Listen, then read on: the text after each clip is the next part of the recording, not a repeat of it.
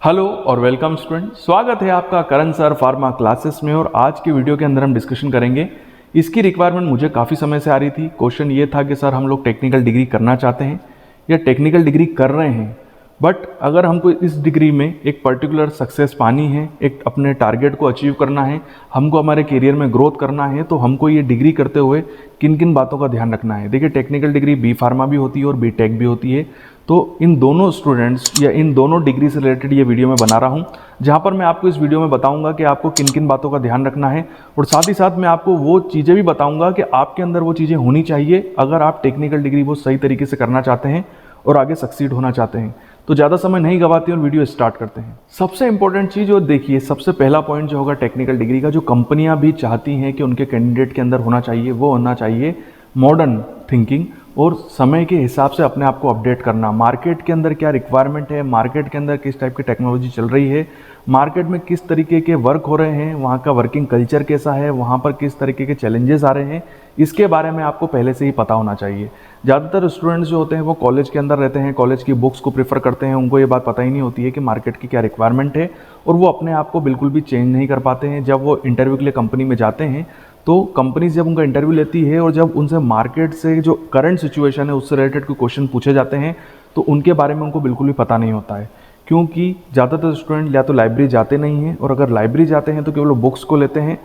Generals जो उनको दिए गए हैं, जो वहाँ पर आपकी लाइब्रेरी में जो जनरल्स आते हैं जहाँ पर मार्केट के बारे में जानकारी दी जाती है, मार्केट में क्या इनोवेशंस हो रहे हैं, क्या करंट कंडीशंस चल रही है, उसके बारे में जानकारी दी जाती है, और इसके बारे में स्टूडेंट्स को पता ही नहीं होता, वो पढ़ते ही नहीं है जनरल्स को। जबकि हर लाइब्रेरी का ये बोला गया है AICTE के थ्रू भी और PCI के थ्रू भी कि आपको कम से कम 3 से 4 जनरल का तो सब्सक्रिप्शन रखना ही रखना है, और हर लाइब्रेरी रखती भी है, बट स्टूडेंट्स उसको बिल्कुल भी नहीं पढ़ते हैं। आप अगर उनको पढ़ेंगे तो आपको पता चलेगा कि अभी मार्केट के अंदर क्या चल रहा है, क्या अभी नए नए चेंजेस हो रहे हैं, और अभी मार्केट के अंदर अगर आप जनरल भी नहीं पढ़ना चाहते हैं तो आप चाहें तो गूगल पे भी सर्च कर सकते हैं। गूगल पे भी आपको काफ़ी इन्फॉर्मेशन मिल जाएगी अपने फील्ड के बारे में कि अभी क्या इनोवेशन हो रहे हैं, US FDA क्या चाह रही है, किस तरीके की CGMP गाइडलाइंस के अंदर चेंजेस आ रहे हैं। ये चीज़ें जब तक आप पढ़ेंगे तभी आप अपडेट हो पाएंगे, क्योंकि कंपनी ज़्यादातर इस टाइप के लोगों को ही पसंद करती है। और एक चीज़ मैंने देखी है कि जो बड़े कॉलेजेस हैं इंडिया के, चाहे वो IITs हों, NITs हों या नाइपर हों, वहाँ के स्टूडेंट्स को इस चीज़ के बारे में पहले से अवेयर रखा जाता है। यहाँ तक कि उनके जो क्वेश्चन पेपर होते हैं उनमें भी इस तरह के क्वेश्चन पूछे जाते हैं, जो कि आज अभी और मॉडर्न जो साइंस में डेवलपमेंट हो रहा है या नई करंट टेक्नोलॉजी डेवलप की गई है उससे रिलेटेड उनसे क्वेश्चन पूछे जाते हैं। तो जो एक नॉर्मल कॉलेजेस के स्टूडेंट हैं और जो IIT या NIIT के स्टूडेंट्स हैं उनके अंदर यही डिफरेंस होता है। तो इसीलिए मैं आपसे कह रहा हूँ कि आपको अब जब भी आप पढ़ाई कर रहे हो या अभी पढ़ रहे हो तो आपको ये चीज़ पता होनी चाहिए कि अभी मार्केट के अंदर क्या चल रहा है, और उसी के हिसाब से आपको अपने आप को ढालना है। साथ ही साथ अगर एक चीज़ और देखी है कि जो टेक्निकल डिग्री के लोग स्टूडेंट होते हैं उनके अंदर ना हार्डवर्क देखा जाता है ना डिसिप्लिन देखा जाता है। वो अपनी पूरी कॉलेज लाइफ को एंजॉय करते हैं, जबकि ऐसा नहीं है। क्योंकि अगर आप अभी अपनी टीचिंग के समय जब आप कॉलेज के अंदर होंगे, यहाँ पर आप हार्डवर्क और डिसिप्लिन के साथ काम नहीं करोगे, तो जब आप डिग्री करके मार्केट के अंदर जाओगे तो वहाँ पर आपको बहुत ज़्यादा हार्डवर्क कराया जाएगा। इसीलिए कह रहा हूँ कि इन 4 साल में आप हार्डवर्क कर लीजिए और एक डिसिप्लिन के साथ अपनी लाइफ जी लो, तो आपको वहाँ पर ज़्यादा दिक्कत नहीं आएगी। हार्डवर्क तो वहाँ भी करना है, बट इतना ज़्यादा नहीं करना होगा जितना बाद में करना होगा। इसीलिए मैं कह रहा हूँ कि जब आप, क्योंकि देखिए ये टेक्निकल डिग्री कोई डिग्री नहीं है कि आपको केवल पास आउट होकर निकलना है। यहाँ आप आए हो एक पर्टिकुलर फील्ड की ट्रेनिंग लेने के लिए, उस पर्टिकुलर फील्ड से रिलेटेड अपनी स्किल और नॉलेज को गेन करने के लिए। तो उसी हिसाब से आपको आना है कि ये एक तरीके की जंग की तरह है कि जंग जब होती नहीं है तो सिपाही को ट्रेनिंग दी जाती है कि जब वो जंग में जाएगा तो वो वहाँ पर परफॉर्म करेगा। उसी तरीके से टेक्निकल डिग्री में भी एक सिपाही की तरह आपको ट्रेनिंग लेनी है, अपनी स्किल और नॉलेज के ऊपर काम करना है, उसको डेवलप करना है, और फिर फील्ड में जाना है, मतलब मार्केट में जाना है और वहाँ पर परफॉर्म करना है। तो इसीलिए आपको यहाँ पर हार्डवर्क और डिसिप्लिन के साथ काम करना होगा। वहीं जितने भी टेक्निकल डिग्री के स्टूडेंट्स होते हैं उनके सक्सेस रेशो में मैंने एक चीज़ और देखी है कि वो बेसिकली साइंस या मैथ के एरिया से होते हैं। उनका बायोलॉजी का होगा, या वो केमिस्ट्री पढ़ते हैं, फिजिक्स पढ़ते हैं, या मैथमेटिक्स पढ़ते हैं। अगर उनका ये वाला पोर्शन काफ़ी अच्छा है, खासकर अगर बी फार्मा कर रहे हैं तो आपकी बायोलॉजी और केमिस्ट्री काफ़ी अच्छी होनी चाहिए। वहीं अगर आप इंजीनियरिंग कर रहे हैं तो आपका फिजिक्स और मैथमेटिक्स काफ़ी अच्छा होना चाहिए। अगर आपका ये वाला जो जोन है काफ़ी बढ़िया है, स्ट्रॉन्ग है, तो आप टेक्निकल डिग्री करते समय काफ़ी अच्छा परफॉर्म करते हैं, क्योंकि ये आपकी बैकबोन होती है, आपका फाउंडेशन होता है, और जिस बिल्डिंग की फाउंडेशन स्ट्रॉन्ग होती है तो वो बिल्डिंग भी काफ़ी अच्छी होती है। तो ये चीज़ आपको याद रखनी है कि अगर आपकी अभी अच्छी नहीं है तो आप इसके ऊपर काम कीजिए और इसको स्ट्रॉन्ग कीजिए। वहीं जब आप टेक्निकल डिग्री कर रहे हों उसी समय आपको टाइम मैनेजमेंट करते आना भी सीखना चाहिए कि टाइम मैनेजमेंट की इंपॉर्टेंस समझिए, इसके बारे में जानिए, क्योंकि ज़्यादातर स्टूडेंट जब डिग्री करने के बाद कंपनी में आते हैं, अपने वर्क में आते हैं, तो उनको टाइम मैनेजमेंट के बारे में पता ही नहीं होता है और ना ही उनको स्मार्ट वर्क के बारे में पता होता है। देखिए, कंपनीज के अंदर एक बोला जाता है कि हमको हार्ड वर्क नहीं करना है, हमको स्मार्ट वर्क करना है। आप समझिए कि स्मार्ट वर्क क्या होता है, और वो तभी होगा जब आप टाइम मैनेजमेंट को जानेंगे। टाइम मैनेजमेंट के ऊपर पहले से मेरा एक वीडियो आ चुका है जिसमें मैंने बताया है कि क्वालिटी कंट्रोल लेबोरेटरीज के अंदर कैसे टाइम मैनेजमेंट किया जाता है और स्मार्ट वर्क किया जाता है। आप वो वीडियो देख के आप समझ सकते हैं कि टाइम मैनेजमेंट क्या होता है। उसके ऊपर मैं ज़्यादा नहीं बोलूँगा क्योंकि वीडियो काफ़ी लंबा हो जाएगा और बहुत सारे ऐसे पॉइंट है जो मुझे अभी इस वीडियो के अंदर बताने हैं, इसीलिए चलिए हम आगे बढ़ते हैं। साथ ही साथ आपके अंदर 2 क्वालिटी बहुत इंपॉर्टेंट है जो कंपनीज देखती हैं, वो होती है क्रिटिकल थिंकिंग और प्रॉब्लम सॉल्विंग स्किल। जी हाँ, प्रॉब्लम सॉल्विंग स्किल आपको ज़्यादातर कोशिश करें कि प्रैक्टिकल्स के अंदर अगर आपको कोई चीज़ समझ में नहीं आ रही है तो उसको आप एज ए प्रॉब्लम की तरह लें और उसको हम कैसे सॉर्ट आउट कर सकते हैं, उस प्रॉब्लम को कैसे सॉर्ट आउट किया जा सकता है, उसके बारे में सोचिए। क्रिटिकल थिंकिंग कीजिए। अगर कोई चीज़ नहीं हो रही है तो वो क्यों नहीं हो रही है, उसके पीछे की वजह को जानिए और उस चीज़ को हम कैसे सॉर्ट आउट कर सकते हैं उसके बारे में सोचिए। देखिए, कंपनी हमेशा यही चाहती है कि हमारे यहाँ पर जो भी लोग काम करें वो प्रॉब्लम सॉल्विंग स्किल उनको आनी चाहिए, क्रिटिकल थिंकिंग आनी चाहिए। क्योंकि अगर कोई कैंडिडेट कंपनी में काम कर रहा है और वो कहते हैं सर मुझसे तो ये काम होगा ही नहीं, आप किसी और को बुला लीजिए, या सर इसमें ये दिक्कत आ रही है, ये दिक्कत आ रही है, ऐसे लोगों को कंपनी कभी भी पसंद नहीं करती है। कंपनी हमेशा ऐसे लोगों को पसंद करती है जो कहते हैं कि सर ये काम ज़रूर होगा बट मुझे इसके लिए ये लगेगा। मतलब वो हर काम को करने के लिए तैयार होते हैं, वो ये नहीं कहते हैं कि सर ये हो ही नहीं सकता, ये हो सकता है बट अगर हमको ये मिल जाए, ये फैसिलिटी मिल जाए, ये चीज़ें मिल जाएँ तो हम इस काम को कर लेंगे। तो इसीलिए कह रहा हूँ कि आपके दिमाग में और आपकी मेंटलिटी भी ऐसी होनी चाहिए कि आपको प्रॉब्लम सॉल्विंग स्किल और क्रिटिकल थिंकिंग काफ़ी अच्छी होनी चाहिए। वहीं ज़्यादा से ज़्यादा जानने की इच्छा। जी हाँ, आप जिस भी फील्ड में हैं या आप जो भी डिग्री कर रहे हैं, चाहे आप बीटेक कर रहे हैं या बी फार्मा कर रहे हैं, आपको वो फील्ड काफ़ी अच्छी लगनी चाहिए। आपको ऐसा नहीं होना चाहिए कि आपको ज़बरदस्ती यहाँ पर भेजा गया है। आप अपनी मर्जी से आए हैं और आप इस डिग्री के बारे में, यानी अगर हम बी फार्मा कर रहे हैं तो हमको मेडिसिन के बारे में ज़्यादा से ज़्यादा जानने का एक अंदर से होना चाहिए कि मैं बहुत जानना चाहता हूँ।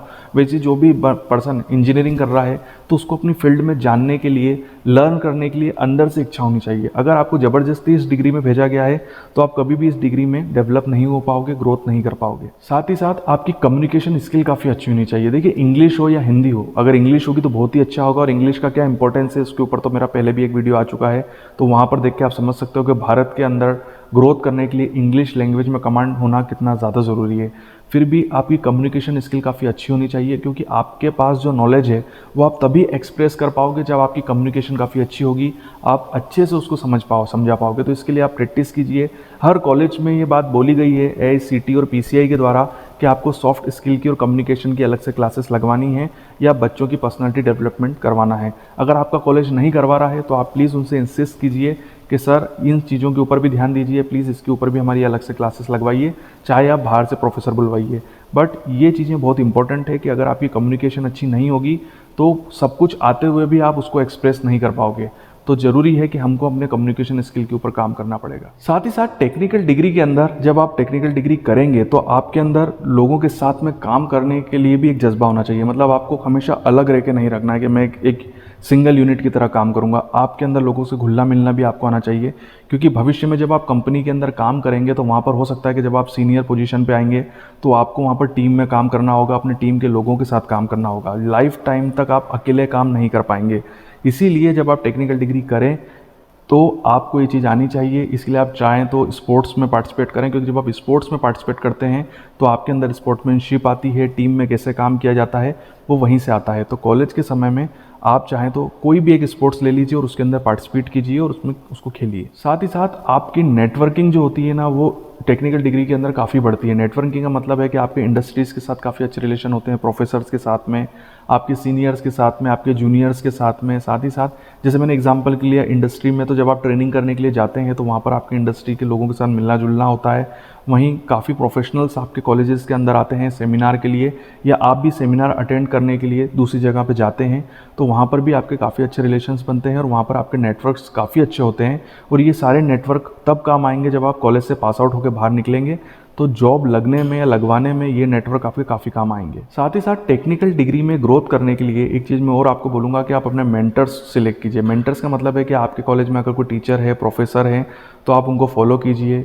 कैसे पढ़ना है, अगर कोई दिक्कत आ रही है तो उनके साथ जाके डिस्कस कीजिए, अपनी प्रॉब्लम को सॉर्ट आउट कीजिए। करियर से रिलेटेड अगर कोई प्रॉब्लम आ रही है तो उसके बारे में भी उनसे पूछिए, अपने मेंटर्स की हेल्प लीजिए। ज़्यादातर स्टूडेंट्स को मैंने देखा है कि वो क्लास में टीचर्स के साथ रहते हैं, उसके बाद टीचर अपने केबिन में और बच्चा अपने घर पे। उसको केबिन मतलब क्लास के बाद अपने टीचर से कोई लेना देना ही नहीं है, ऐसा नहीं होना चाहिए।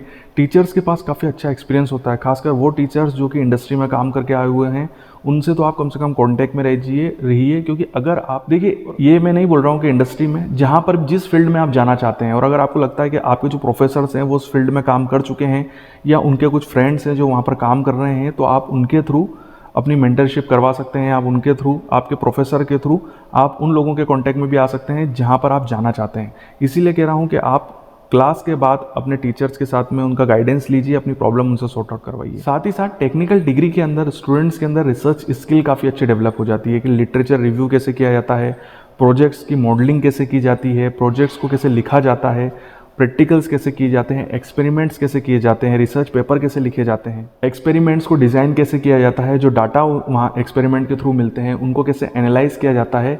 ये सारी चीज़ें जो होती हैं वो कहाँ मिलेगी आपको, जब आप टेक्निकल डिग्रीज करते हैं और वहाँ पर आप प्रॉपर वे में प्रैक्टिकल्स परफॉर्म करते हैं, तो उसके थ्रू आपकी सारी स्किल डेवलप होती है। साथ ही साथ कंप्यूटर से रिलेटेड भी काफ़ी इंपॉर्टेंट है कि काफ़ी स्टूडेंट मैंने ऐसे देखे हैं जो कि टेक्निकल डिग्री से पहले कंप्यूटर्स के बारे में बिल्कुल भी नहीं जानते थे, बट जब वो टेक्निकल डिग्रीज करते हैं तो कंप्यूटर्स के साथ में काफ़ी कॉन्टैक्ट में आते हैं और कंप्यूटर्स से रिलेटेड नॉलेज आपको हर जगह काम आने वाला है। अगर हम बात करें बी फार्मा की भी, तो आफ्टर बी फार्मा अगर आप इंडस्ट्री में वर्क करने के लिए जाते हैं तो खासकर एक्सेल से जुड़ा हुआ नॉलेज आपके लिए काफ़ी इंपॉर्टेंट होता है।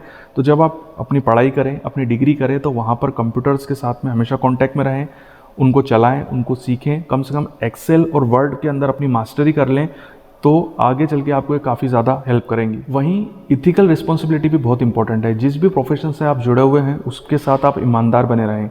खासकर बी फार्मा स्टूडेंट जो कि ह्यूमन हेल्थ से रिलेट करते हैं, आपको प्रॉपर वे में अपनी जॉब के साथ एक न्याय करना है और अच्छे से उसको पढ़ना है, क्योंकि जब आप मार्केट में जाएंगे तो आप सीधे सीधे ह्यूमन हेल्थ से रिलेट करेंगे। क्योंकि जो भी हम पढ़ाई कर रहे हैं, जो भी चीज़ हम सीख रहे हैं, ये मानव की भलाई के लिए होनी चाहिए। तो ये चीज़ आपके दिमाग में होनी चाहिए। आपको कभी भी पढ़ाई अगर आपने करी है तो उसको अभी कभी भी आपको गलत काम में यूज़ नहीं करना है, कहने का मतलब ये है। वहीं कभी कभी टेक्निकल डिग्रीज करते समय जब हम पढ़ाई करते हैं हमारे कॉलेज में, तो स्ट्रेस ज़रूर आ जाता है। तो ये स्ट्रेस मैनेजमेंट का भी आपको उपाय करना है। आपको जो अच्छा लगता है, जैसे आपकी जो भी हॉबी है, आप कॉलेज टाइम पे भी उसको फॉलो कीजिए। आपको क्रिकेट खेलना अच्छा लगता है, आप क्रिकेट खेलिए। आपको पिक्चर देखना अच्छा लगता है, आप पिक्चर देखिए। बट अपनी हॉबीज़ को हमेशा फॉलो कीजिए। ये हॉबीज़ ही आपको स्ट्रेस से बचा पाएंगी, क्योंकि अगर आप जब स्ट्रेस में जाते हैं तो आपको कॉन्फिडेंस लेवल काफ़ी कम होता है और धीरे धीरे आपका जो परफॉर्मेंस है वो भी नीचे गिरता है। इसीलिए स्ट्रेस मैनेजमेंट भी काफ़ी इंपॉर्टेंट है। वहीं टेक्निकल डिग्री करते समय आपको अपना करियर गोल भी डिसाइड करना है। करियर गोल बहुत इंपॉर्टेंट है और उसी के हिसाब से आपको चलना है कि मुझे आफ्टर डिग्री क्या करना है, मैं किस फील्ड में जाऊँगा, मैं जॉब करूँगा या अपना खुद का कुछ स्टार्ट करूँगा, खुद का बिजनेस स्टार्ट करूँगा। ये चीज़ें आपको पहले से ही क्लियर होनी चाहिए। चाहे तो आप अपने सीनियर्स या अपने प्रोफेसर्स की राय ले सकते हैं और उनकी राय से ही आपको पता चलेगा कि आप कहाँ जा रहे हैं। ये मत सोचिए कि मैं लास्ट ईयर में जाके ये सब पूछूंगा। आपको फाइनल ईयर, अगर आप फर्स्ट ईयर में नहीं पता कर पा रहे हैं तो सेकंड ईयर से इसकी प्लानिंग कीजिए और अपना फाइनल गोल डिसाइड कीजिए और उसके ऊपर काम करना स्टार्ट कीजिए। जब आप डिग्री कर रहे हों तो आपको स्कॉलरशिप के बारे में, जी हाँ, आप ये भी पता कीजिए कि कोई स्कॉलरशिप अवेलेबल हो सकती है। आपके हर कॉलेज के अंदर एक स्कॉलरशिप डिपार्टमेंट होता है, वो आपको प्रॉपर तरीके से गाइड करेगा।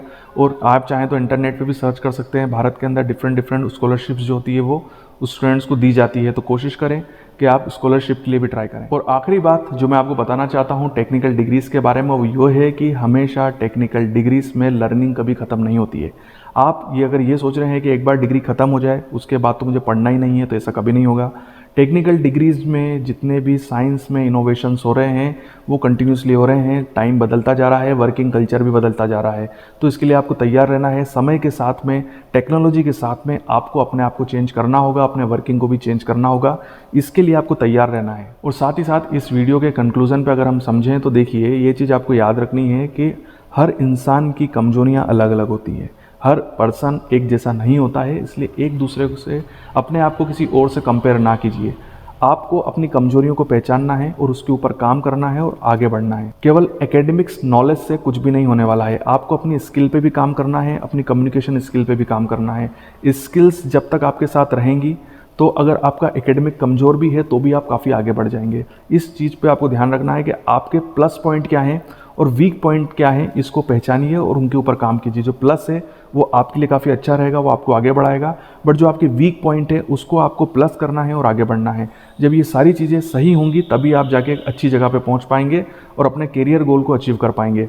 और इसी के साथ हम ये वीडियो कंप्लीट करते हैं। ये वीडियो आपको कैसा लगा कमेंट से मुझे ज़रूर बताइएगा। अगर आप चाहते हैं कि मैं इस टाइप की वीडियोस और बनाऊं तो नीचे कमेंट बॉक्स पर उन टॉपिक्स को मेंशन कर सकते हैं। आगे आने वाले समय में मैं उन टॉपिक्स के ऊपर वीडियो ज़रूर बनाऊंगा। आपके उज्जवल भविष्य की कामना करता हूँ और यूं ही बने रहिए मेरे साथ।